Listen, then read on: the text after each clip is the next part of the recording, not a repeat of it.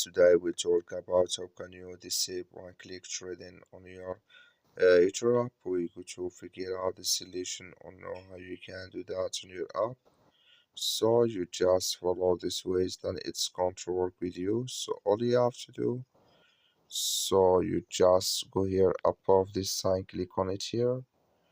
So then it's going to show for you list like this here. You click here on settings. So then you come to this list here, then all you have to do now, just click here on trading here. So then you come to this list, it's going to show for you like this here.